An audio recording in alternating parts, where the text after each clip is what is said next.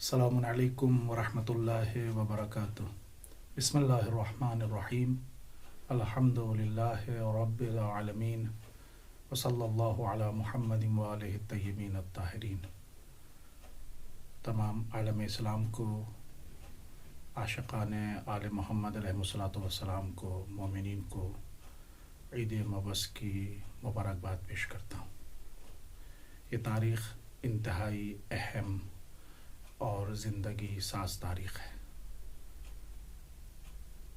مخلوق اول، نور مجسم، عقل کل، حضور سرور کائنات حضرت محمد مصطفیٰ صلی اللہ علیہ وآلہ وسلم، جن کی تخلیق مالک کائنات نے سب سے پہلے کی، اپنے نور سے آپ کا نور خلق فرمایا اور پوری کائنات کی تخلیق آپ کی بدولت ہوئی۔ لیکن انسانوں کی ہدایت، ان کی اقبال اور پیش رفت کے لیے، دنیاوی سعادت اور اخروی نجات اور ابدی حیات کے لیے مشیت پروردگار یہ تھی کہ آپ کو سن 40 عام الفیل میں اعلان رسالت کا حکم ہوا۔ یوں جب سے آپ کا نور خلق ہوا ہے، آپ نبی ہیں، احکام الہیہ کے حامل ہیں، علوم الہیہ، مجسم علم الہی ہیں۔ کنتو نبی والآدم بین الماء والطین۔ ظاہر ہے نبی اس کو کہا جاتا ہے جس کے پاس اسرار الہی ہوں، جس کے پاس نبع الہی ہو، جس کے پاس احکام الہیہ کا ذخیرہ ہو۔ یہ معدن علم الہی ہیں۔ تمام معارف الہیہ کا سرچشمہ ذات مرسل اعظم ہے، لیکن ایک عہدے اور منصب کی حیثیت سے، رسول کی حیثیت سے اور پیغمبر کی حیثیت سے جو دنیا میں آپ نے اعلان اپنے رسول ہونے کا کیا ہے، وہ آج کے دن ہے، 27 رجب المرجب ہے۔ اور جس انداز سے آپ کی رسالت کا اعلان ہوتا ہے، جو پہلی آیات الہیہ آپ کے قلب مطہر پر نازل ہوتی ہیں، وہ یہ ہیں: بسم اللہ الرحمن الرحیم، اقرأ بسم ربک الذی خلق، خلق الانسان من علق، اقرأ وربک الاکرم، الذی علم بالقلم، علم الانسان ما لم یعلم۔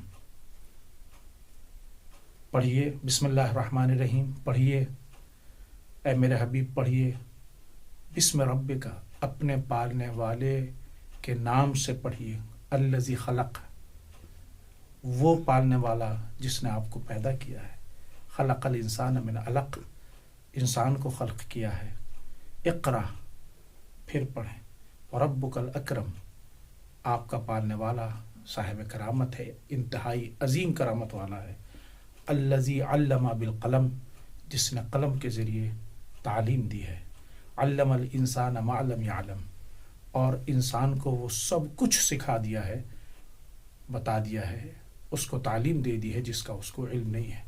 روایات میں ملتا ہے ان آیات کے بعد سورہ ملک کی ابتدائی آیات نازل ہوئی ہیں۔ بسم اللہ الرحمن الرحیم، تبارک الذی بیدہ الملک وہو علی کل شیء قدیر، الذی خلق الموت والحیاۃ لیبلوکم ایکم احسن عملا وہو العزیز الغفور۔ ظاہر ہے ان آیات کی نہ تفسیر کی جا سکتی ہے، نہ ترجمہ ہی پیش کیا جا سکتا ہے۔ بعثت رسول کا پیغمبر کی حیثیت سے مبعوث ہونا، اور ان آیات کی روشنی میں ہم یہ نتیجہ نکال سکتے ہیں کہ ابتدا ہی اس بات سے ہو رہی ہے کہ میرے حبیب پڑھیں۔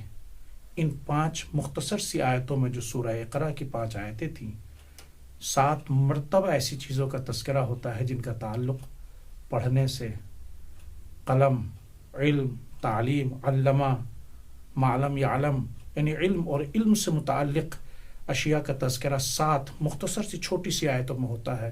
یعنی محسوس یہ ہوتا ہے کہ یہ پیغمبر علم ہے، پیغمبر معرفت ہے، اس سے وابستہ ہونے والے افراد کو علم کے ساتھ جڑنا چاہیے۔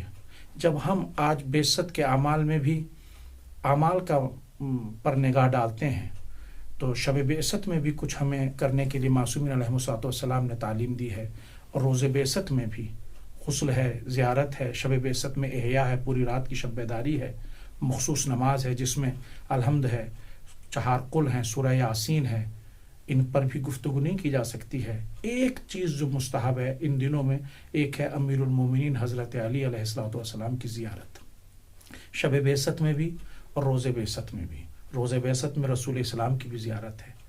فرد بشر کو یہ سوچنے کی ضرورت ہے کہ رسول جب بعثت پہ پہنچتا ہے تو غار حرا میں ہے، جہاں بعثت سے پہلے ہی جب سے آپ نے ہوش سنبھالا ہے، آپ کے اعمال میں سے ایک عمل یہ تھا کہ مکمل غار حرا میں، جو کہ پہاڑ پر ہے، بہت اونچے جگہ پر، وہاں جا کر آپ غور و فکر کیا کرتے تھے، تفکر و تدبر سے کام لیا کرتے تھے، اللہ کی عبادت کیا کرتے تھے، اور اسی میں یہ آیت نازل ہو جاتی ہے۔ پھر اب روز بعثت ایک فرد بشر، ایک مومن کی ذمہ داری ہے کہ غور و فکر کرے۔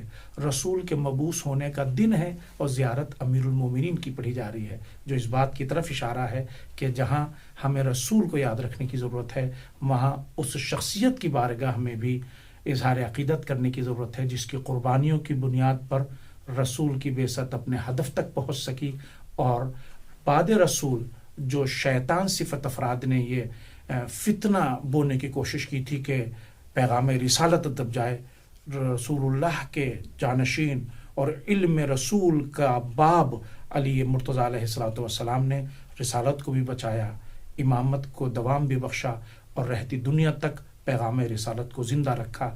ہمیں غور و فکر اور علم کے راستے پر چلتے رہنے کے ساتھ ساتھ بعثت کو یاد رکھنا چاہیے۔ یہی بعثت کا پیغام، اور بعثت ہم سے یہی چاہتی ہے۔ والسلام علیکم ورحمۃ اللہ وبرکاتہ۔